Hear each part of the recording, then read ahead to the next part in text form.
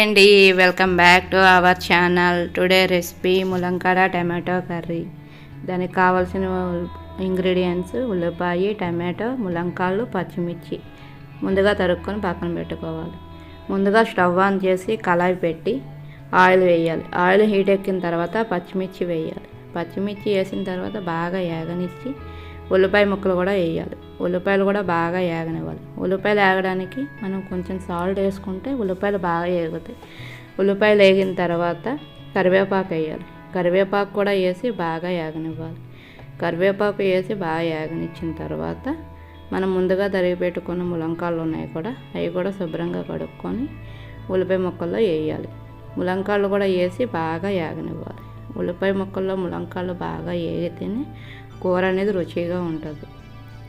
ఉల్లిపాయలు ములంకాళ్ళు బాగా వేగిన తర్వాత మనం అల్లం వెల్లుల్లి పేస్ట్ ఉంది కదా, అల్లం వెల్లుల్లి పేస్ట్ ఒక స్పూన్ అల్లం వెల్లుల్లి పేస్ట్ వేసుకొని పచ్చివాసన పోయే వరకు వేయించుకోవాలి. అల్లం వెల్లుల్లి పేస్ట్ పచ్చివాసన పోయే వరకు వేయించిన తర్వాత పసుపు వేసుకోవాలి.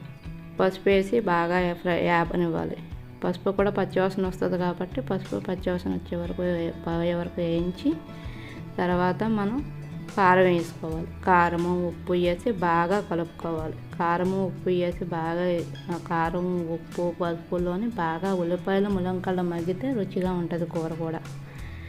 కారం ఉప్పు వేసిన తర్వాత బాగా మగ్గనిచ్చేయాలి. బాగా మగ్గనిచ్చిన తర్వాత బాగా మగ్గింది అని తెలిసిన తర్వాత మనం ముందుగా తరిగి పెట్టుకున్న టమాటాలు ఉన్నాయి కాబట్టి టమాటా ముక్కలు కూడా వేయాలి.